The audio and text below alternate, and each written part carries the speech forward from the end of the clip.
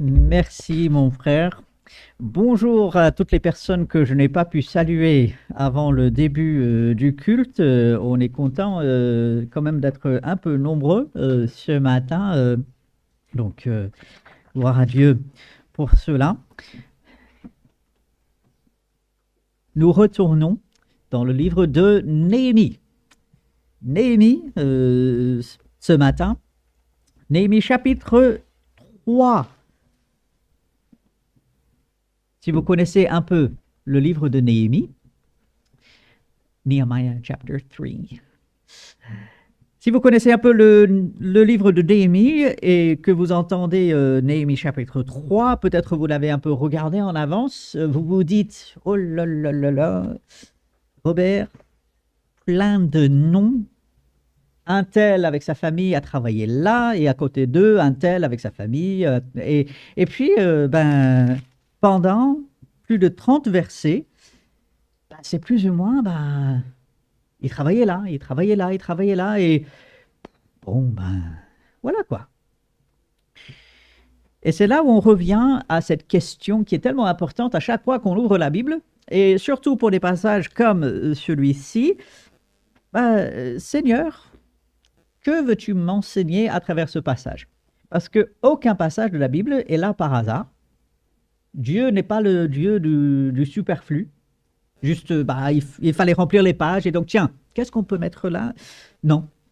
Si Dieu a placé ce chapitre ici dans sa parole, eh bien, c'est parce qu'il voulait enseigner quelque chose à son peuple d'abord, et il a conservé jusqu'à nous, et il veut nous enseigner également ce matin. Avant d'entamer ce chapitre 3 de Néhémie, quelques instants de prière pour remettre ces moments entre les mains de Dieu, et puis nous verrons ce que le Seigneur il a pour nous ce matin. Oui, Seigneur, nous te louons, nous te remercions pour ta parole, la vérité que tu nous donnes.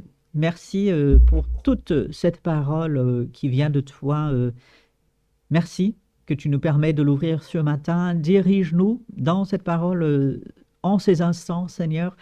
Éclaire-nous par ton esprit, enseigne-nous et donne-nous par ton esprit par la suite la capacité de mettre en pratique ce que tu nous montres pour ta gloire. C'est en ton nom que nous prions. Amen.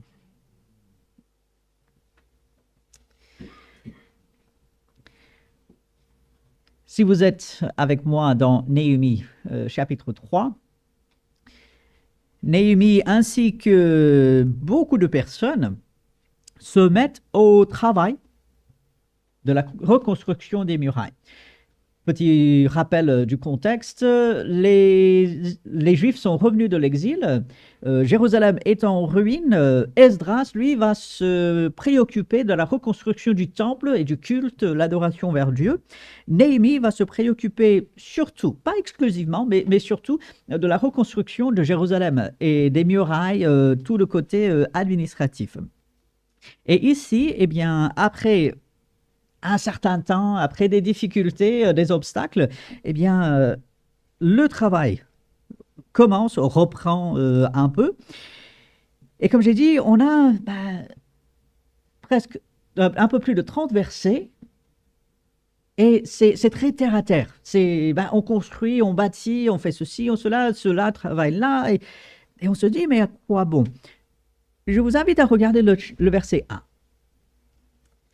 Le verset 1, parce que cette muraille, ces constructions, nous pouvons les prendre un peu comme une image pour nous, un peu l'œuvre de Dieu. Notre frère dans la présidence a un peu parlé de travail pour le Seigneur, l'œuvre pour le Seigneur.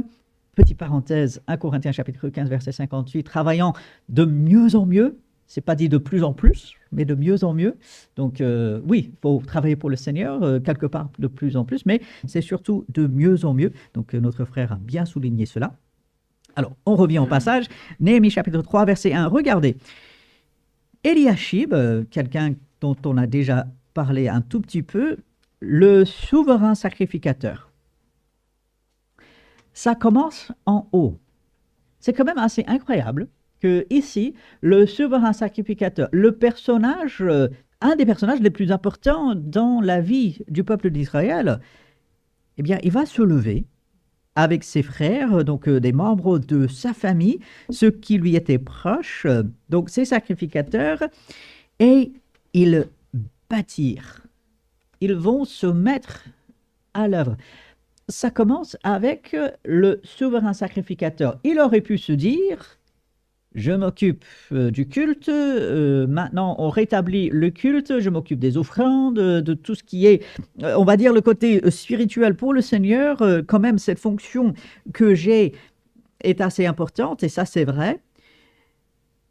Mais en regardant ce chapitre et en lisant et en méditant que le souverain sacrificateur est mis en avant au début, ben, on voit bien, personne n'est exclu. Chacun a sa place ici dans l'œuvre de Dieu. Et c'est quelque chose que nous allons voir à travers tout ce chapitre. Tout le monde est impliqué.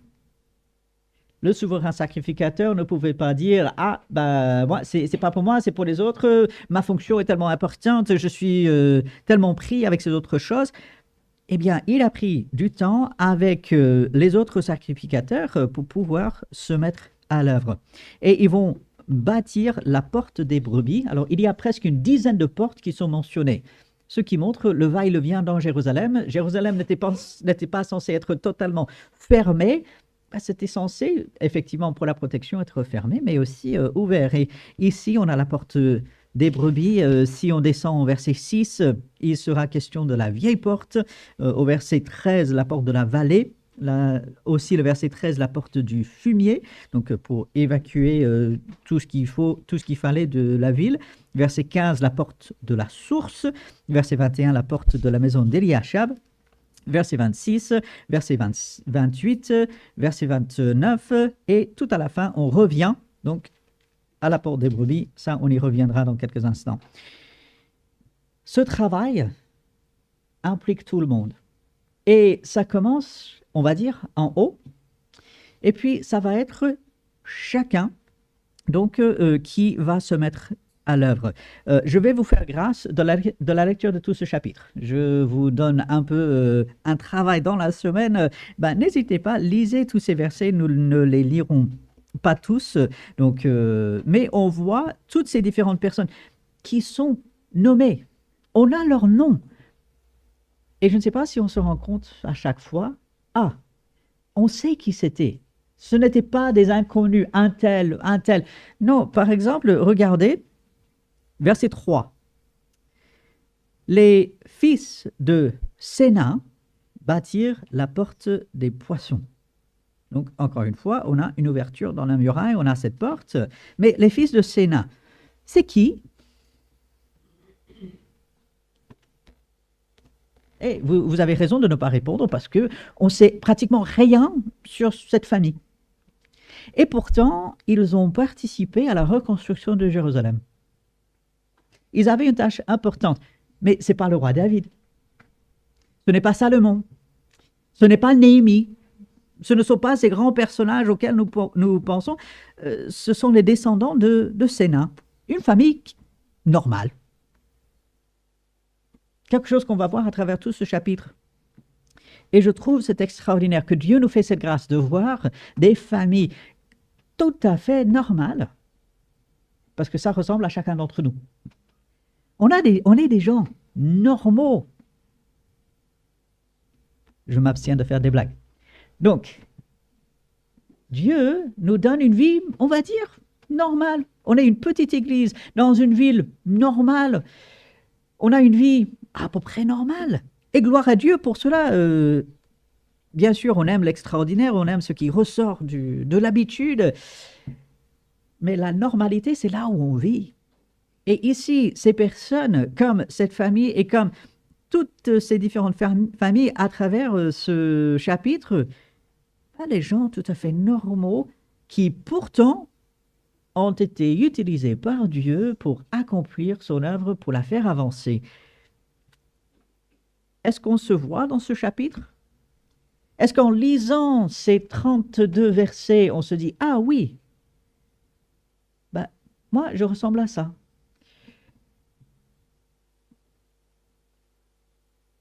Les histoires extraordinaires comme on dit parfois, les héros, des gens qui ont fait des grandes choses.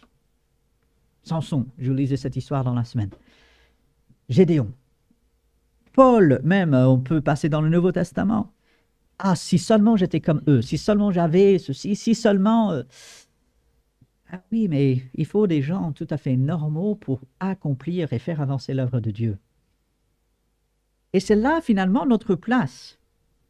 Alors, il est intéressant, alors qu'on avance dans la lecture de ces versets, eh bien, chacun travaillait dans un endroit bien précis. Tout le monde est impliqué. On voit partout sur cette muraille, tout le monde est impliqué, mais chacun travaille à un endroit bien précis.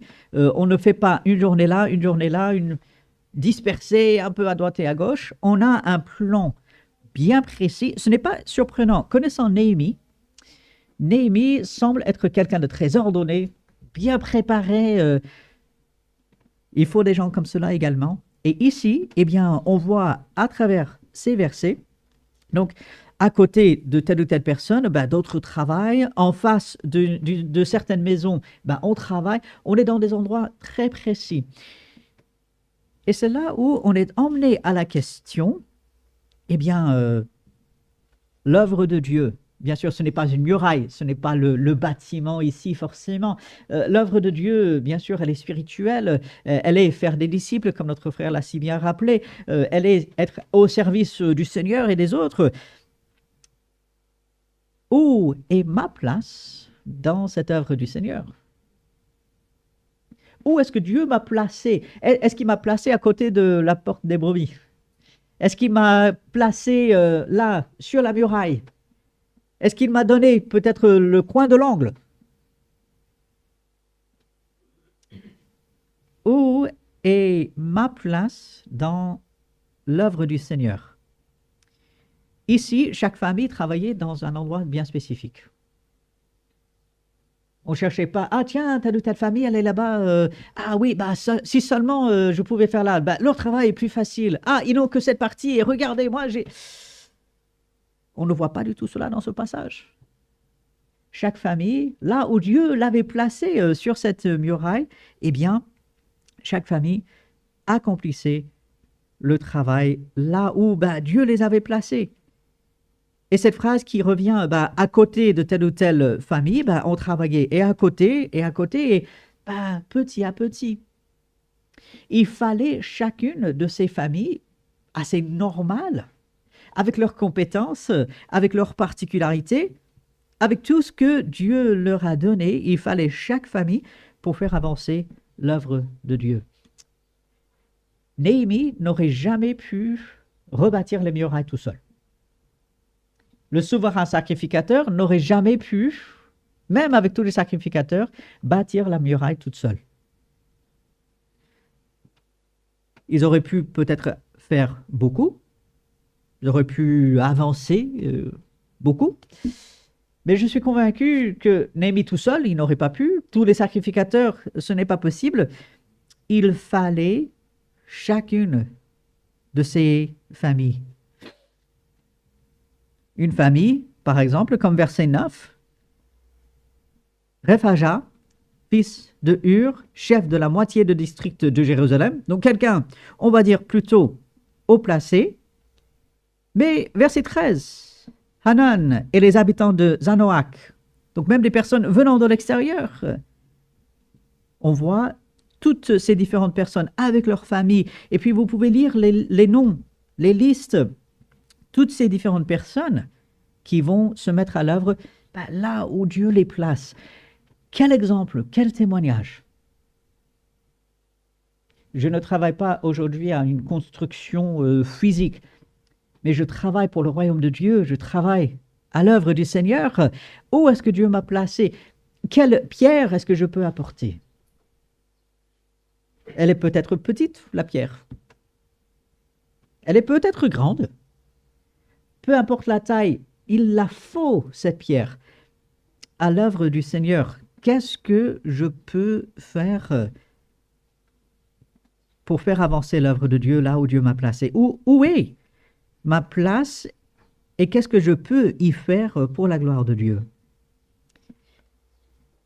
Et puis on voit tout le travail est assez varié.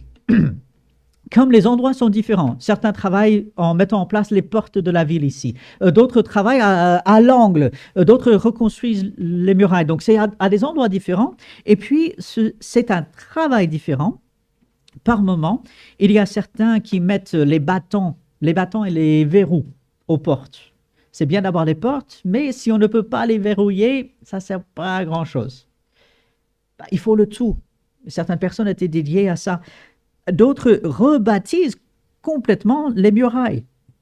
Et puis, on va avoir au verset 30 des personnes comme Hanania, fils de Shelemia, Hanan, le 6e fils de Tsalaf, réparèrent une autre portion de la muraille. Parfois, ce n'est pas une reconstruction totale qu'il faut. Il ne s'agit pas de toujours tout détruire et tout rebâtir. Parfois, ce sont de simples réparations. Peut-être je n'ai pas besoin de tout refaire, mais j'ai besoin d'apporter une réparation. Peut-être dans ma propre vie, Dieu me montre, ah, ça, il faut réparer, il faut faire quelque chose. Peut-être dans la vie d'un frère ou une sœur. Peut-être un frère ou une sœur n'est pas complètement à côté, mais a besoin d'encouragement, a besoin peut-être un peu de réajustement. Il y a toutes sortes de façons de travailler pour le Seigneur, et ça c'est merveilleux. Dieu était infiniment varié, Dieu est infiniment complexe, et les façons de servir, qui que l'on soit, qu'on soit âgé, qu'on soit moins âgé, homme, femme, qu'on connaisse le Seigneur depuis très longtemps, qu'on vient de découvrir, eh bien, Dieu, il a une place pour nous dans son œuvre. Il y avait un travail spécifique pour chacun. Il y avait des gens de tous les horizons. On a parlé des sacrificateurs, le souverain sacrificateur. Il y avait des gens tout à fait normaux. Il y avait donc, verset 32, tout à la fin du passage, les orfèvres, les marchands. Et donc, selon les compétences, avec leurs capacités, avec leur temps peut-être, eh bien, toutes ces différentes personnes se mettent à l'œuvre pour le Seigneur. Et ça nous emmène à la question importante. Qu'est-ce que moi je fais pour l'œuvre de Dieu aujourd'hui? Déjà, où est ma place? Et comment savoir où est votre place? Elle est là où vous vous trouvez aujourd'hui. Parfois, on se casse la tête. Parfois, on dit chercher la volonté de Dieu, chercher comme si Dieu joue à cache-cache avec sa volonté. On cherche la volonté de Dieu, on la trouve. Où est-ce que Dieu nous a placés dans son œuvre? Et qu'est-ce que je fais pour lui aujourd'hui? Qu'est-ce qui m'empêche aujourd'hui d'accomplir l'œuvre de Dieu qu'il me donne aujourd'hui?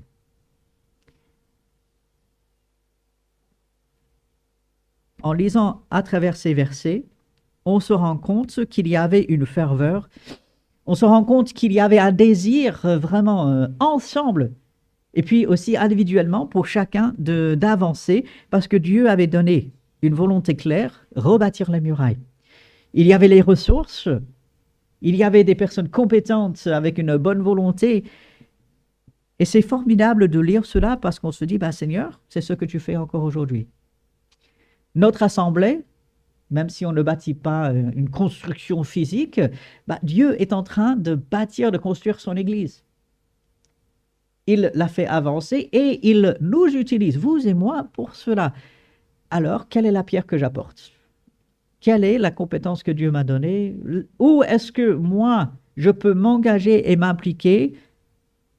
Où est ma partie de la muraille que je peux réparer, que je peux rebâtir? Quelle est la porte peut-être que Dieu veut que je fortifie? Où est-ce que je peux rendre plus solide? Sans chercher à droite et à gauche, que font les autres? Ah ben si seulement j'avais ça, et si seulement j'avais ça, et si seulement j'avais ça, et si seulement j'étais à tel ou tel endroit. Mais non, Dieu nous a placés là où nous sommes. Et bien sûr, on peut améliorer et on peut aspirer parfois à autre chose, mais où est-ce que Dieu nous place aujourd'hui?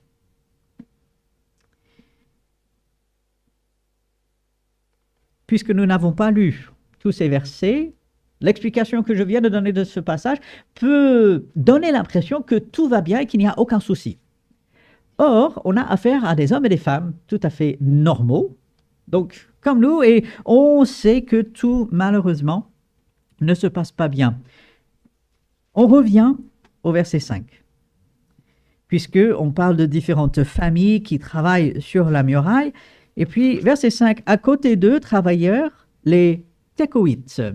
Alors, ici, on a des personnes qui ne sont pas à la base des Juifs. Mais ils sont là, ils s'impliquent. Mais il y a un problème. Ah, dont les principaux ne se soumirent pas au service de leur Seigneur. C'est un des seuls points négatifs dans ce passage. Tout le reste, tout semble aller bien. Chacun se met à l'œuvre, chacun s'engage, ça avance, gloire à Dieu. Mais là, eh bien, on a des personnes apparemment qui ne veulent pas. On ne sait pas pourquoi. On ne sait pas exactement en quoi consiste cette sorte de rébellion. Mais on a ces personnes, et notamment les principaux, donc ceux qui auraient dû être les moteurs, ceux qui auraient dû engager les personnes, ceux qui auraient dû mener ce travail, eh bien apparemment, ils ne voulaient pas. C'est triste. Quelque chose comme ça peut freiner l'œuvre de Dieu. Lorsque nous voyons ce contraste, on voit encore que les circonstances étaient tout à fait normales. Parfois, on me demande, mais Robert, qu'est-ce que tu veux? Et ceux qui me posent la question, vous savez ce que je réponds assez souvent? Moi, je veux que ça se passe bien. Je ne demande pas grand-chose. Je veux que ça se passe bien. Je crois que vous aussi. Chacun, on veut que ça se passe bien. Dans notre vie, dans le monde, pour le Seigneur. Qu'est-ce que moi je fais pour que ça se passe bien? C'est bien de vouloir que ça se passe bien. Qu'est-ce que moi je fais pour que ça se passe bien? Parce que moi, je ne peux pas contrôler les autres. Et c'est triste parfois, n'est-ce pas? De pouvoir obliger de dire, oui, tu fais. Non. Ici, ce verset 5, dont les principaux ne se soumirent pas au service de leur Seigneur, une sorte de rébellion, un freinage qui aurait pu décourager, mais merci Seigneur, ça n'a pas été le cas. Mais ça interpelle. Oula, Seigneur, garde-moi de ne pas me soumettre à ton œuvre. Garde-moi d'avoir cette attitude qui dit, non, je veux soit pas faire du tout ou faire à ma façon. Seigneur, garde-moi d'avoir, on peut dire, cette attitude négative. Garde-moi de ne pas avancer avec ceux qui avancent avec toi. C'est un avertissement. Globalement, ça se passe bien ici. Gloire à Dieu. C'est vraiment le travail avance. Il semble avoir un bon esprit globalement. Mais attention, ce côté négatif, il pourrait arriver. Notre ennemi, le diable, est très rusé pour lancer des pensées, pour faire venir des choses dans notre esprit. Ne soyons pas comme ces personnes qui finalement ne voulaient pas faire avancer. Focalisons-nous sur tous ces autres versets où nous avons tant de témoignages de toutes ces différentes personnes qui étaient à l'œuvre de Dieu, à leur place, avec un but bien spécifique, avec les compétences que Dieu les a données. Et ce qui est merveilleux, alors, si on revient au verset 1, Eliashib, le souverain sacrificateur, se leva, donc il se met à l'œuvre avec ses frères, les sacrificateurs, ils bâtirent la porte des brebis. Si vous regardez le verset 32, tout à la fin du passage, les orfèvres, les marchands travaillèrent entre la chambre haute du coin et la porte des brebis. Qu'est-ce qui s'est passé? Eh bien, dans le sens inverse des aiguilles d'une montre, ils ont fait tout le tour de la muraille. Ils ont commencé à un certain endroit et chacun à sa place, avec les compétences que Dieu a données, avec joie pour Dieu dans son œuvre, chacun sur cette muraille a bâti, a participé, a apporté sa pierre. Et on voit à la fin du passage, on a fait le tour et la muraille est pratiquement terminée. Il restera encore certaines réparations à faire et certaines choses. On verra la dédicace de la muraille un peu plus tard. Mais ici, on fait tout le tour. C'est extraordinaire.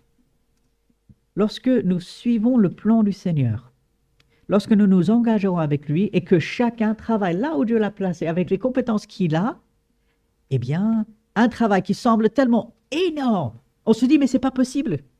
Ah non, là, c'est trop grand. Là, on n'y arrivera jamais. Ça coûte trop cher, ça prendra trop de temps, on n'y arrivera pas. Combien de fois ces pensées nous sont venues à l'esprit? Ah mais non, on n'aura jamais l'argent pour ça. Ça prendra trop longtemps. Mais non, c'est pas pour nous. Ah non, non, mais on peut pas. Regarde notre église. Devant la ville de Jérusalem, en ruine, avec des murailles à rebâtir, on aurait pu se dire, mais ça prendra trop de temps. Mais non, c'est pas possible, on n'est qu'une petite poignée, on n'est pas assez, ça prendra trop longtemps, est-ce que c'est la peine? Ben oui. Chacun qui apporte les capacités, les dons que Dieu lui a donnés, là où Dieu l'a placé, on fait avancer un travail énorme pour le Seigneur. C'est son œuvre.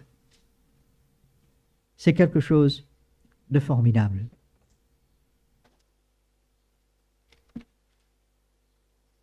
Je reviens au verset 1.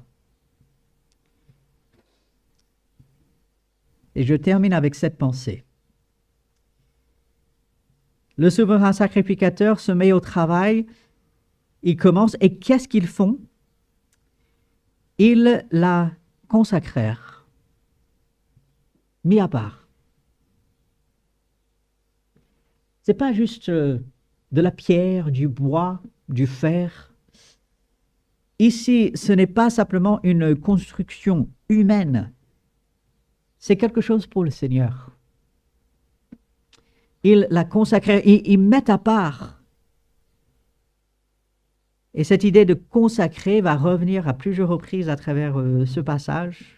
Je vous invite à souligner, lisez le passage et soulignez, on va consacrer, on va mettre à part.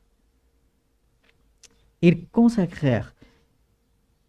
C'est une idée qui revient dans le Nouveau Testament. Notre travail, l'œuvre pour le Seigneur, comme notre frère nous l'a rappelé, n'est pas en vain. Tout ce qu'on fait, faisons-le pour le Seigneur. Qu'on mange, qu'on boit, qu'on fasse toute autre chose, qu'on le fasse pour la gloire de Dieu. Ici, on travaillait avec des briques, avec une sorte de ciment, on avait du bois, on avait du fer pour les battants. Mais le peuple de Dieu a compris que ce qu'il faisait, c'était pour Dieu. Ce n'était pas une ville quelconque, ce n'était pas une œuvre quelconque, ce n'était pas simplement pour leur confort, c'était pour le Seigneur. Et encore de se poser la question, l'œuvre que je fais pour le Seigneur, là où il m'a placé avec mes capacités, formidable, gloire à Dieu, mais pourquoi je la fais? Est-ce que cette œuvre, elle est consacrée à Dieu? Ce travail que je fais, est-ce qu'elle est consacrée à Dieu? Est-ce que je me rends compte que ce que je fais, ce que Dieu me permet de faire jour après jour, lui est consacré. Si je suis enfant de Dieu, j'ai le privilège de faire jour après jour, dans tout ce que je fais, des choses pour la gloire de Dieu. Mon travail séculier que j'ai, quand je pars au boulot, c'est pour le Seigneur. C'est dur, c'est difficile, mais c'est pour le Seigneur. Les parents, élevez vos enfants, c'est pour le Seigneur. Les jeunes, les études, c'est pas juste pour remplir la tête, on le sait, c'est pour le Seigneur. Quelle que soit notre situation, quelle que soit la saison de notre vie, pour le Seigneur, c'est son œuvre. Est-ce que je vois cette œuvre que je fais pour lui comme consacrée, comme quelque chose à sa gloire? Nous voyons que dès le départ, dans cette œuvre ici, le peuple d'Israël a compris que c'était pour Dieu. Lorsque je vais entamer un projet, est-ce que c'est comme ça que je le vois? Lorsque notre Église entame des projets, là, on a plusieurs projets en vue, on vous en parlera très prochainement, notamment revêtement de sol ici dans la salle, on va parler prochainement des rideaux, on a certains projets, on va dire, matériels. C'est bien. Mais ne perdons jamais de vue que nous pouvons consacrer ces choses. C'est pour Dieu, même si c'est matériel. Que Dieu soit glorifié dans cela. Alors, de se poser la question encore. Où est ma place dans l'œuvre de Dieu? Je suis sauvé, forcément je suis dans l'œuvre de Dieu. Que je le veuille ou pas, je suis dans l'œuvre de Dieu. Où est ma place? Quelles sont les compétences que Dieu m'a données? Où est-ce qu'il m'a placé pour que j'apporte ma pierre, pour que j'apporte ma contribution? Et comment est-ce que je peux consacrer cela pour lui, mettre à part, le garder à la première place en tout? Et comment est-ce que je peux stimuler d'autres autour de moi? Ah, moi, j'apporte ma pierre, et puis à côté de moi, il y a quelqu'un d'autre. Ah, ça m'encourage. Et puis quelqu'un d'autre, ah oui, ça m'encourage. Moi, j'encourage celui qui est à côté. Je vous encourage à relire ce chapitre dans la semaine. Ne vous en faites pas si vous ne pouvez pas prononcer tous les noms. C'est vrai, c'est compliqué. Dites-les dans votre esprit, c'est pas grave. Mais de relire ce passage, être encouragé par l'exemple que nous avons ici, de demander à Dieu qu'on trouve notre place dans son œuvre, comme chacune des familles tout à fait normales dans ce passage, et puis qu'on avance, qu'on bâtisse vraiment l'œuvre de Dieu, que ce soit matériel dans les choses qu'on fait pour cette salle, que ce soit spirituel dans notre avancement avec lui et dans l'avancement de son royaume, partout. Cette œuvre de Dieu, que Dieu nous utilise pour avancer cela, brique par brique, chaque partie, comme le Seigneur le veut. Mais on a besoin de lui. Il est évident, Dieu est partout dans ce passage. Dieu aide, Dieu apporte ce qu'il faut. Le peuple s'en est remis à lui et nous voulons faire de même.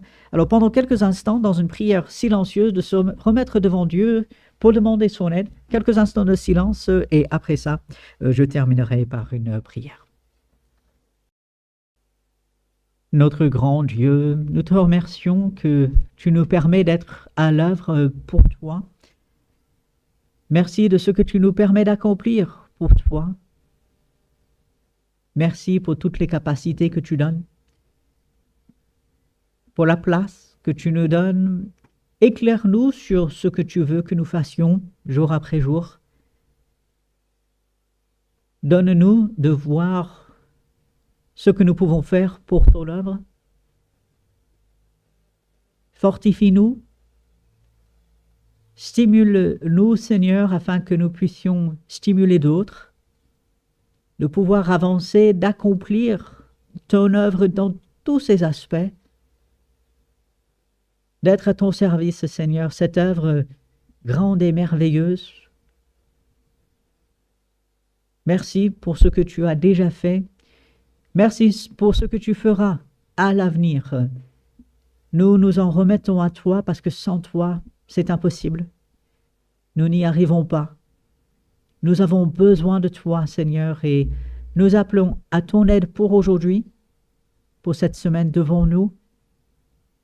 Aide-nous à être à l'œuvre pour toi dans ton service, jour après jour. Rappelle-nous ces vérités et que tu puisses recevoir toute l'honneur et toute la gloire pour cela.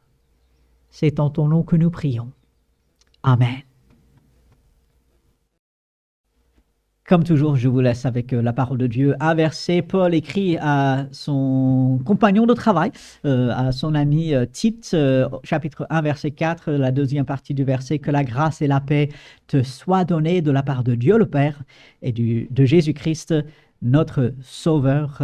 C'est ma prière pour chacun d'entre vous, que la grâce et la paix accompagnent. Alors, très bon dimanche à chacun. Saluez-vous les uns les autres, surtout nos visiteurs qui nous font la joie d'être avec nous. Que Dieu bénisse chacun. Très bonne semaine. Saluez-vous les uns les autres.